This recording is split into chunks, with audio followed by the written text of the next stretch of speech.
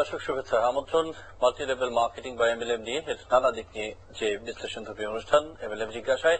আজ আমরা multi level marketing এর নানা দিক নিয়ে কথা বলবো, সেই সঙ্গে সাম্প্রতিককালে মাল্টি লেভেল মার্কেটিং বা নেটওয়ার্ক মার্কেটিং বা ডাইরেক্ট সেলিং নিয়ে যে সকল প্রশ্নগুলো উঠছে সেগুলো নিয়ে আলোচনার চেষ্টা করব। বরাবরের মতোই অনুষ্ঠানে আমন্ত্রণ জানিয়েছি বাংলাদেশে মাল্টি লেভেল মার্কেটিং এমএলএম বা ডাইরেক্ট সেলিং এর অন্যতম গুরু ডেস্টিনি গ্রুপের চেয়ারম্যান জনাব রফিকুল আমিনকে। মোহাম্মদ রফিকুল আমিন, আপনাকে স্টুডিওতে স্বাগত জানাই। আমরা প্রথম শুরু করতে চাই একটি প্রশ্ন দিয়ে, সেটি হচ্ছে যে দীর্ঘদিন ধরে ডেস্টিনি গ্রুপকে নিয়ে, ডেস্টিনির মাল্টিপারপাস কোঅপারেটিভকে নিয়ে এবং বেশ কয়েকটি অঙ্গ সংগঠনকে নিয়ে আলোচনা হচ্ছে, সমালোচনা হচ্ছে, পত্রিকায় লেখালেখি হচ্ছে। তো কয়েকটি মন্ত্রণালয় ডেস্টিনি আসলে কি করছে, অবৈধ ব্যাংকিং করছে কিনা, অনিয়ম আছে কিনা, দুর্নীতি আছে কিনা, ওগুলো খতিয়ে দেখতে একত্রিত হয়েছে, চিঠি চালাচালিও করছে। তো এখন পর্যন্ত আপনারা কি এমন কোন চিঠি পেয়েছেন যাতে আপনাদেরকে অভিযোগ করা হয়েছে বা আপনারা অভিযুক্ত হয়েছেন, কিংবা কোন চিঠির প্রেক্ষিতে আপনারা উত্তর দিয়েছেন মন্ত্রণালয়কে কিংবা সংশ্লিষ্ট বিভাগকে? এখন পর্যন্ত আমরা এরকম কোন সুনির্দিষ্ট চিঠি পাইনি কি আমরা অভিযুক্ত হয়েছি অথবা আমরা অবমুক্ত, কোনটাই নেই। আমরা শুধু মৌখিকভাবে জানার চেষ্টা করেছি, সেটা হচ্ছে যে তারা জানিয়েছেন কয়েকজন যে আরো কিছুদিন সময় লাগবে। এখন এই কিছুদিন কিন্তু ধরে বেঁধে দেওয়া নেই, কতদিন লাগতে পারে বলা একদম মুশকিল। তো সত্যিকার অর্থে বলতে গেলে আমরা এখন পর্যন্ত অফিসিয়ালি কোনো চিঠি পাইনি, weather we are free or we are guilty, কোনটাই না। তার মানে আপনারা অভিযুক্ত হয়েছেন এমনও কোন চিঠি আসেনি, অভিযুক্ত হননি এমনও কোন ছাড়পত্র না, এমনও কোন ছাড়পত্র আসেনি। আচ্ছা, এখন এই দীর্ঘদিন ধরে প্রতিষ্ঠানটি আলোচনা, সমালোচনা বা গণমাধ্যমের আলোচনার ইস্যু হয়ে থাকার কারণে আপনাদের যে অনেক বড় ব্যবসায়িক প্রসারতা, অনেক ক্রেতা পরিবেশকের সাথে জড়িত, তাদের মধ্যে এক ধরনের ভয় ভীতির সঞ্চার অবশ্যই হচ্ছে। এবং এই আলোচনা সমালোচনার কারণে আপনারা এতদিন ধরে কি ধরনের ব্যবসায়িক ক্ষতি বা স্থবিরতা বা প্রতিবন্ধকতার মধ্যে পড়েছেন? আমাদের দেখেন, আমাদের ব্যবসাটা নির্ভর করে কিন্তু মাঠ পর্যায়ে যারা ক্রেতা পরিবেশক তারাই কিন্তু এটাকে বিপণন করে। আমরা যারা মালিক পক্ষ আছি বা পরিচালক আছে, আমরা শুধু সাপোর্ট দেই, আমরা লজিস্টিক সাপোর্ট দেই, আমরা ফিনান্সিয়াল সাপোর্ট গুলো দেই, প্রোডাক্ট সাপোর্ট দিই, এগুলো হচ্ছে আমাদের কাজ। তো আমরা এই মুহূর্তে কিন্তু আমাদের পর্যাপ্ত পরিমাণ প্রোডাক্ট এবং সার্ভিস নিয়ে রেডি আছি। এটা সত্যি কথা যে মাঠ পর্যায়ে একটা যারা বিশেষ করে একদম প্রান্তিক লেভেলে কাজ করে তাদের মধ্যে একটা সংশয় কাজ করছে, আমি বুঝি। আর আমি মনে করি এই সংশয় কাজ করার পিছনে কয়েকটা জিনিস কাজ করছে। একটা, যেমন আমি অনেক সময় ফোন রিসিভ করি, আমাকে জিজ্ঞাসা করে স্যার নীতিমালার কি খবর। আমি বললাম দেখেন, নীতিমালা তো এমন না যে সরকার আজকে চিন্তা করলো কালকে দিয়ে দিল, এটা একটা দীর্ঘমেয়াদী প্রক্রিয়া। এটা হচ্ছে, আমি জানি এটা চলবে, এবং নীতিমালা হলেও আমরা নীতিমালার আওতায় কাজ করব। সুতরাং আপনি নীতিমালাকে মানে করে উদ্দেশ্য করে আপনি আপনার কাজ বন্ধ রাখার কোন দরকার নেই, আপনি কাজ করতে থাকেন। আরেকটা প্রশ্ন আসে যে আমাদের বিরুদ্ধে যে তদন্ত হচ্ছিল সেই বিষয়ে কোনো সিদ্ধান্ত আসছে কিনা। আমি বলি না, আমরা এখনো কোনো সিদ্ধান্ত পাইনি। তারপর আরেকটা কথা চলে আসে বারবার যে আপনাদের ব্যাংক অ্যাকাউন্ট গুলো কেন কোন ধারাতে করেছে, আপনারা কি বিষয় কিছু জানানো হচ্ছে? না, আমরা এইটাও জানি না, শুধু এইটুকু জানি মৌখিকভাবে বলা হয়েছে যে আমাদের তদন্ত হচ্ছে, তাই আমরা এটা করেছি। এবার আসেন, আমি যেটা বলতে চাই আমাদের ক্রেতা পরিষদদেরকে, যতগুলো ব্যাপারই এখানে জড়িত থাকুক না কেন, আসলে বিষয়টা কি? বিষয়টা হচ্ছে বিভিন্ন গণমাধ্যম এবং পত্রপত্রিকার লেখালেখির কারণে সরকারের একটা দায়িত্ব হয়ে গেছে যে এটা দেখতে হবে, এটা দায়বদ্ধতা তৈরি হচ্ছে যে ডেস্টিনি কি করছে। তো ডেস্টিনি কিছু করলে সেখানে কি সম্ভাব্য হতে পারে, রেজাল্ট হতে পারে যে সরকার কোনো না কোনো ভাবে প্রমাণ পেয়েছে যে আমরা কর নিয়মিত দেইনি, এটা একটা হতে পারে। কোনো না কোনো ভাবে একটা এস্টাবলিশ হতে পারে যে আমরা এখানে আরো কিছু এই ধরনের ম্যাল প্র্যাকটিস করেছি। যাই করি না কেন, সেটা যদি কোনো কারণে দৈবাৎ কারণেও যদি প্রমাণিত হয় যে না ঠিক আছে এটা হয়েছে, আর আমরা যদি দেখি যে না ওনারা যুক্তিসঙ্গত অভিযুক্ত করেছে, তখন সেটার বিপরীতে হবে একটা জরিমানা এবং সতর্কবাণী। সেই জরিমানাটা কিরকম? আর্থিক জরিমানা হবে এবং একটা সতর্কবাণী হবে।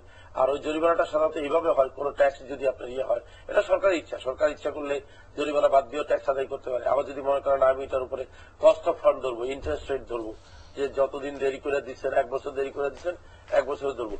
যাই হোক না কেন, ওই রেজাল্টের সাথে ক্রেতা পরিবেশকের লভ্যাংশ পাওয়া বা তার যে কমিশন পাওয়া, এটার সাথে কোনো সম্পর্ক নেই। এটা সম্পূর্ণ একটা সেপারেট ইস্যু। তাই আমি মনে করি ক্রেতা পরিবেশকরা আসলে কোম্পানির কি হচ্ছে এটার প্রতি আতঙ্কিত হয়ে সময়ক্ষেপণ না করে তার উচিত তার ব্যবসা করে যাওয়া। প্রতিবন্ধকতা ও ব্যবসায়িক স্থবিরতার মুখে তো পড়তে হয়েছে এই আলোচনা সমালোচনার কারণে, সেটি কতটা প্রভাবিত করেছে আপনাদের ব্যবসাকে? কিছুটা তো অবশ্যই করে, এটা তো খুবই স্বাভাবিক। আপনি মনে করেন এটা একটা হঠাৎ করে একটা সাইক্লোনের মতো, হঠাৎ একটা সাইক্লোন আসলে মানুষ কিন্তু কিং কর্তব্য বিভোর, সে বুঝে উঠতে পারে না যে কোথেকে কি হলো। তারপরে এখন এটাকে গুছিয়ে উঠতে হবে এবং আমরা মনে করি আমরা এটাকে গুছিয়ে উঠতে পারবো। শুধু ক্রেতা পরিবেশকরা যেটা করবেন সেটা হচ্ছে ওনারা একটা বিষয়ে সতর্ক থাকতে হবে, কারণ এতগুলো অভিযোগের মধ্যে একটা অভিযোগ কিন্তু আবার এখানে এসেছে, সেটা আমাদের নয়, এসেছে মাঠ পর্যায়ে।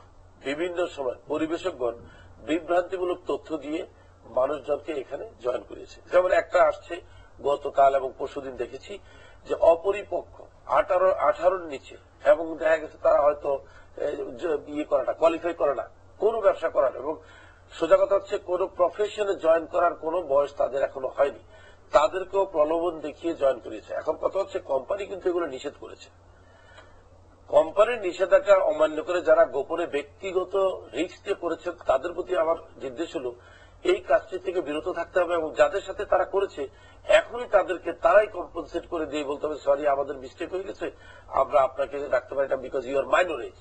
কারণ কোন ব্যবসা বাণিজ্যে কোথাও মাইনর এজ কাউকে কিন্তু সম্পৃক্ত করা, এত বড় একটি প্রতিষ্ঠান 45 লাখ অর্ধ কোটি মানুষের এখানে সম্পৃক্ততা রয়েছে, তো একদম রুট লেভেলে যারা গ্রাম পর্যায়ে কাজ করছেন তাদেরকে মনিটরিং করার জন্য করে মনিটরিং ব্যবস্থাটাই বা কেমন, আর এই যে করেছে এই বিষয়গুলো কিভাবে আমাদের কাছে আছে। আমরা যেমন আমাদের এখানে একটা ব্যাপার আছে, ডেট অফ বার্থে যদি 18-র নিচে হয় কিন্তু এটা ডিক্লাইন করে সিস্টেম। আরেকটা আছে ন্যাশনাল আইডি কার্ড থাকলে সেটা ন্যাশনাল আইডি কার্ড দিতে হবে, এটা ম্যান্ডেটরি।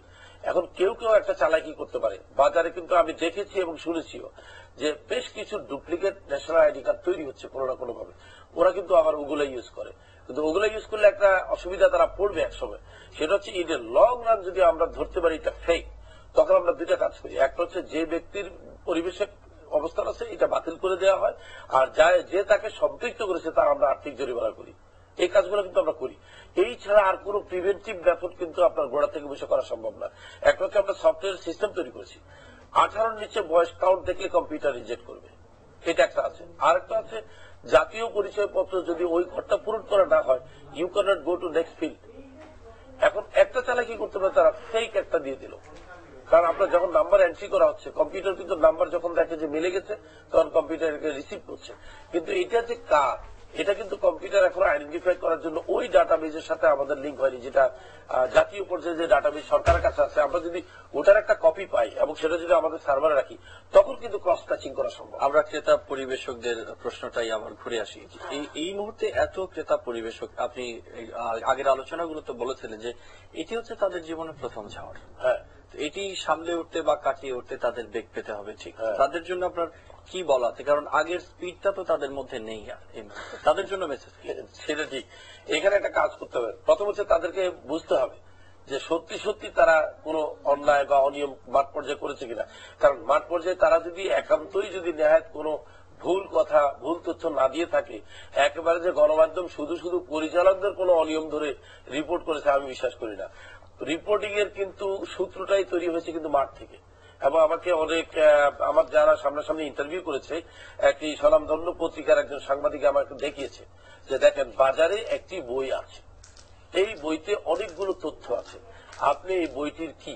আমি বললাম এই বইটির মালিক তো আমরা না, এটা কেউ একজন XYZ ছাপিয়েছে এবং তাকে আমরা পানিশমেন্ট দিয়েছি, তার ডিস্ট্রিবিউশন চলে গেছে। তার যে ডিস্ট্রিবিউশন চলে গেছে তার একটা সাক্ষাৎকার একটা গণমাধ্যমে পেয়েছি আমি, সেখানে সে স্বীকার করেছে। বরং সে একটা অন্য কথা বলেছে যে আমার বইটি খুব জনপ্রিয়, তাই এটাকে বন্ধ করার জন্য আমাকে পানিশমেন্ট দেওয়া হচ্ছে। আমার কথা হচ্ছে বই জনপ্রিয় না জনপ্রিয় নয় সেটা পরের কথা। ওই সাংবাদিকের উচিত ছিল এই ব্যক্তিটির সাক্ষাৎকার দেওয়ার সময় যে আপনি এই বইটি ছাপানোর সময় ডেস্টিনি থেকে লিখিত অনুমতি নিয়েছেন কিনা, এটা কিন্তু লেখেনি। এখন একটা জিনিস মনে রাখতে হবে, আমরা কিন্তু 9 অথবা 10 নম্বর ক্লজ এই মুহূর্তে মুখস্থ নেই, আমার লেখা আছে আমি আমার এই ক্রেতা পরিবেশক ব্যবহার করার নিজের বাইরে কোন নিজস্ব ক্ষেত্র তৈরি করবো না, নিজস্ব কোনো আউটলেট বুক তৈরি করবো না, কোন রকমের প্রকাশন আমি ছাপাবো না। যদি আমি এগুলো করি তাহলে কিন্তু কর্তৃপক্ষ আমার ডিস্ট্রিবিউটরশিপ বাতিল করতে অধিকার রাখেন, এটা লেখা আছে।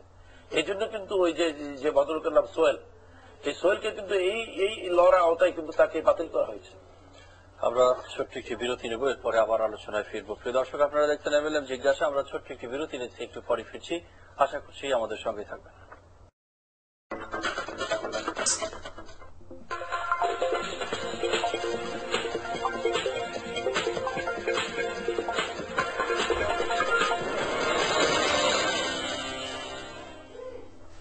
দর্শক, ফিরে এলাম বিরতির পর। ধন্যবাদ সঙ্গে থাকার জন্য। আলোচনা করছি মাল্টি লেভেল মার্কেটিং বা ডাইরেক্ট সেলিং এর নানা দিক। কথা বলছেন ডেস্টিনি গ্রুপের চেয়ারম্যান। আমরা যে প্রশ্নটি করতে চাই বিরতির পর সেটি হচ্ছে যে এ যাবৎ পর্যন্ত এই আলোচনা সমালোচনা বা প্রশ্নবিদ্ধ হওয়ার পর আপনারা যে ব্যবসায়িকভাবে বা আর্থিকভাবে ক্ষতিগ্রস্ত হয়েছেন সেটি কাটিয়ে ওঠার জন্য আপনারা কি প্ল্যান করছেন? আমরা আসলে যেটা করছি সেটা হচ্ছে আমরা কোঅর্ডিনেশন করছি সকল ক্রেতা পরিবেশকদের মধ্যে যারা সিনিয়র লিডার আছে তাদের। অ্যাকচুয়ালি সিনিয়র লিডার এখানে হচ্ছে প্রফিট শেয়ারিং, ডিস্ট্রিবিউটর এবং ডায়মন্ডস, এরপর আছে ক্রাউন। আমরা ওদের মাধ্যমে আসলে এই পরিস্থিতির কেন সৃষ্টি হয়েছে এই ইনফরমেশন গুলো নিচের দিকে ফিডিং করছি, এক। আর দ্বিতীয়টা হচ্ছে আমরা আসলে পণ্য সরবরাহ, কমিশন প্রদান এবং মার্কেটিং স্ট্র্যাটেজিতে আমরা আরো অনেক বেশি সতর্কতা অবলম্বন করছি। আর তৃতীয় যেটা করছি সেটা কিন্তু খুবই ইম্পর্টেন্ট, সেটা হচ্ছে আমরা ইতিমধ্যে আমাদের হাউস কাজ শুরু করে দিয়েছে। আমরা বিভিন্ন সময় গণমাধ্যমের কাছে আমরা ওয়াদা করেছিলাম যে ডেস্টিনি 2000 লিমিটেড এবং তার যে অঙ্গ সংগঠনগুলো কে কি কাজ করছে এটার উপরে 15 থেকে 30 মিনিটের ভিডিও টিভিসি করে আমরা বিভিন্ন টেলিভিশনে, বৈশাখী তো আছি, আরো কয়েকটা টেলিভিশনের সাথে আমরা কন্ট্রাক্ট করব। আমরা অফ টাইমে হোক, পিক টাইমে হোক, যেখানেই পাই আমরা এগুলোকে তুলে ধরবো। কারণ আসলে কিন্তু সবাই জানতে হবে। যেমন মনে করেন একজন ডিস্ট্রিবিউটর আমার সাথে কাজ করছে, বলে আমি ডেস্টিনি করি, কিন্তু বাবা মা কিন্তু আতঙ্কিত হয়। বাবা মা মোটেই জানে না যে হোয়াট ডেস্টিনি স্ট্যান্ডস ফর। তখন তার একটা প্রতিবন্ধকতা তৈরি করে, না তুমি ডেস্টিনি করতে পারবে না। তখন তারা জেদাজেদি করে। আমি এই জিনিসটা চাই না। আমি চাই তার গার্ডিয়ানও জানুক আমার ছেলে বা মেয়ে এক্স্যাক্টলি কি করছে। এই বিষয়গুলো আমরা তুলে ধরব। গণমাধ্যমে বিশ্লেষণে উঠে এসেছে যে ডেস্টিনির বোর্ড পরিচালনার ক্ষেত্রে ডেস্টিনির প্রতিষ্ঠাতা, ডেস্টিনি গ্রুপের প্রতিষ্ঠাতা মোহাম্মদ রফিকুল আমিন, যেহেতু তিনি এটির জনক, তার সিদ্ধান্ত গ্রহণ, পরিচালনার নীতি এবং ভালো মন্দ ভাগ্য নির্ধারণের বিষয়ে আপনার সিদ্ধান্তটাই সেখানে প্রধান হয়ে দেখা দেয়, এর বাইরে যাওয়ার সুযোগ থাকে না। বোর্ড পরিচালনার ক্ষেত্রে আপনি কতটা গণতান্ত্রিক বা ডেস্টিনি কতটা গণতান্ত্রিক? একটা জিনিস কি, বোর্ড পরিচালনার ক্ষেত্রে গণতান্ত্রিক এই প্রমাণটা কিন্তু মাইনসে আসে। কারণ আমরা অনেক সময় প্রয়োজনে বোর্ডে আমরা বিভিন্ন সময় অনেক আর্গুমেন্ট হয়, এটা ঠিক, এটা হতেই হবে, তার কারণে গণতন্ত্র তৈরি হবে না। সেখানে আমি চেষ্টা করি সেটা হচ্ছে আমার যে বক্তব্য বা আমার যে ফিলোসফি এটাকে ওদের কাছে কনভিন্স করার জন্য। তারা হয়তো কিছু জিনিস দেখে যেটার মধ্যে কোনো পায় না, যে মনে হচ্ছে এটা আসলে ক্লিয়ার না। এই ধরনের একটা আমাদের নর্মাল আর্গুমেন্ট হওয়ার পরে অ্যাকচুয়ালি বোর্ডে একটা সিদ্ধান্তে যত জনের সিগনেচার করেন তার মেজরিটি হিসাবে কিন্তু সিদ্ধান্ত হয়। সুতরাং এখানে এককভাবে ডিক্টেটরশিপ করার কোনো সুযোগ নাই। এটা হলো এক। আমাদের বোর্ড কিন্তু একটা নয়, আমাদের 3 ধরনের বোর্ড আছে। একটা বোর্ড আছে ওইটাকে আমরা বোর্ড বলবো না, ওইটা আমরা প্রত্যেকদিন সকাল বেলায়, সকাল 9টা থেকে 10টা যতগুলো GM and head of the department আছে তাদের সাথে আমরা 1 থেকে 1.5 ঘন্টা আলোচনা করি। এরা সবাই প্রত্যেকটা ডিপার্টমেন্ট হেড, তাহলে এরা কেউ মালিক না। আইডিয়াগুলো ডেভেলপ হয় কিন্তু ওখানে, যেটা অতীতে সকালে করা হতো। ইদানিং কাল আমরা রাস্তাঘাটে যাবের কারণে আমরা এখন টাইমটাকে সুইচ করে 6 o'clock করে দিয়েছি ইভিনিং।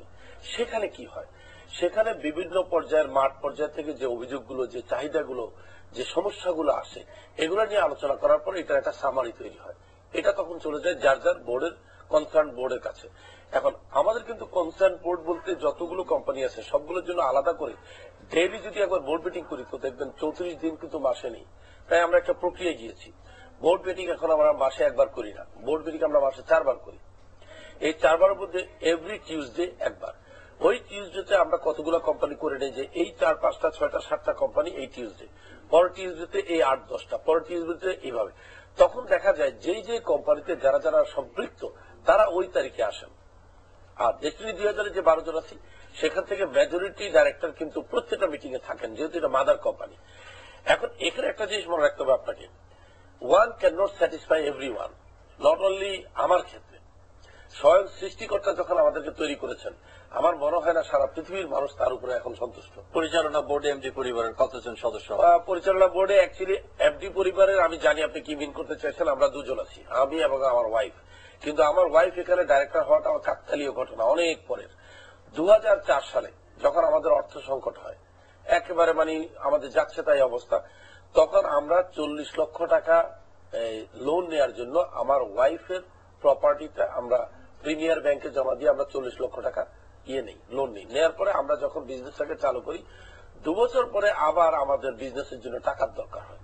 2 বছর পর আমরা লোনটা অ্যাপ্লাই করি সাউথ ইস্ট ব্যাংকে। সেখানে করার পরে সেখানে একটা পয়েন্ট তুলেছিলেন, ওনারা বলেছিলেন যে বাংলাদেশ ব্যাংক কোন থার্ড পার্টি মর্টগেজ অ্যাকসেপ্ট করে না, যেহেতু আমার wife not director, she is third party. এখন ডাইরেক্টরের তখন সবাই একমত হলেন, ঠিক আছে যেহেতু আপনার ওয়াইফের সম্পত্তি আমরা ব্লক দিয়ে 1 কোটি টাকা লোন নেব, ওনাকে ডাইরেক্টর করা হোক। তখন গতানুগতিক নিয়মে আমার ওয়াইফ 5 লক্ষ টাকা দিয়ে 5 লক্ষ টাকা সবার শেয়ার নিয়ে তাকে কিন্তু ডাইরেক্টর করা হয়েছে আমাদের কোম্পানির স্বার্থে, নট তার স্বার্থে, যে তাহলে তার সম্পত্তিটা কোলাটল দেওয়া যাবে। ডেস্টিনি প্রতি বছর এজিএম এ যে হারে লভ্যাংশ ঘোষণা করেছে, বিশেষত ডেস্টিনি মাল্টিপারপাস কোঅপারেটিভ, এই বছর এই অবস্থার কারণে এজিএম এ সেই লভ্যাংশ ঘোষণা করতে পারবে কি? না, লভ্যাংশ ঘোষণা তো করতেই হবে, কারণ কি আপনি দেখেন এজিএম করতে হবে, কিন্তু আমি যেটা চিন্তা করছি সেটা হচ্ছে এই যে 2 মাস আমাদের যে ব্যবসায়িক যে স্থবিরতা এবং আমরা যেভাবে পিছিয়ে গিয়েছি, গত কয়েক বছরের তুলনায় আমরা বোধহয় অতটুকু দেওয়ার সম্ভব হবে না, কারণ অলরেডি আমাদের কিন্তু রেভিনিউ কমে গেছে। তো আমি এটাই বলবো, আমাদের তো এখন 8.5 লক্ষ শেয়ার হোল্ডাররা কিন্তু নিজেরাই দেখছে গত 2 মাস ধরে ব্যবসা হয়নি, বরং ব্যবসাকে টিকিয়ে রাখার জন্য আমরা সবাই অস্থিরতার সাথে কাজ করছি। তাই আমার মনে হয় যে আগামী এজিএম এ কোঅপারেটিভের অতটুকু লভ্যাংশ দেওয়া সম্ভব হবে না যতটুকু বিগত 4 বছরে দেওয়া সম্ভব হয়েছে, বাট আমরা এর পরবর্তী বছরে আবার কাটিয়ে উঠতে পারবো। এখানে যতটুকু আমরা কম দিলাম বা দিতে হচ্ছে, আমার বিশ্বাস আমাদের এই শেয়ার হোল্ডারদের যদি ধৈর্য থাকে, আগামী 2013 অগাস্টে যে এজিএমটা হবে অবশ্যই এটার সাথে আপনার করে আরো অনেক বেশি লভ্যাংশ দেওয়া সম্ভব হবে, কারণ আমরা যথেষ্ট এই এক্সপিরিয়েন্স গ্যাদার করেছি যে আমাদের আসলে কোথায় সমস্যাটা হয়েছে। একটি প্রশ্ন উঠেছে যে যারা মাল্টি লেভেল মার্কেটিং করছে বা ডাইরেক্ট সেলিং বাংলাদেশে করছেন, তারা আপনারা নিজেদের স্বার্থ রক্ষার্থে একত্রিত হয়েছেন, একটি কমিটিবদ্ধ করেছেন স্বার্থ সংরক্ষণের জন্য, সেটি আসলে কি অবস্থায়? আমি এই মাত্র শুনলাম, আমি এই ধরনের কোন কমিটির কথা শুনিনি, কারণ কেউ যদি স্বার্থ সংরক্ষণ কমিটি করে থাকে তাহলে আমাকে ডাকবে না কেন? কারণ আমি তো বিগ স্টেক হোল্ডার, বরং আমাকে ডাকলে ভালো হতো। এবং আমি মনে করি এই ধরনের উদ্যোগ যদি নিয়ে থাকে, ভালো উদ্যোগ নিচ্ছে, বাট আমি জানি না। এখানে তো বলা হচ্ছে যে আপনারা বিরাট অঙ্কের অর্থ তহবিলও গঠন করেছেন। আমরা যেহেতু জানি না, আমরা কোন তহবিল দেওয়ার আসলে সুযোগ পাইনি। আর কেউ যদি তহবিল উঠিয়ে থাকে সেটা তারা জানে, হয়তো কোনো একটা ভালো কারণে করেছে, বাট আমরা এই তহবিলের সম্পর্কে কোনো ধারণা রাখি না। এটা কোনো একটা গণমাধ্যম লিখেছে হয়তো, বাট তাদের সোর্সটাও আমার জানা নেই। আমরা আগামী দিনগুলোতে এই জায়গা থেকে আলোচনা শুরু করবো, আর বিস্তর আলোচনার জন্য আপনাকে স্টুডিওতে সময় দেওয়ার জন্য অনেক ধন্যবাদ। প্রিয় দর্শক, আপনারা দেখছিলেন এমএলএম জিজ্ঞাসা। শেষ করছি আজকের অনুষ্ঠান। সামনের দিনগুলোতে বিস্তর আলোচনা নিয়ে আবার আপনাদের সাথে পাবো, সেই শুভকামনায় শেষ করছি আজকের এমএলএম জিজ্ঞাসা। সবার জন্য শুভকামনা।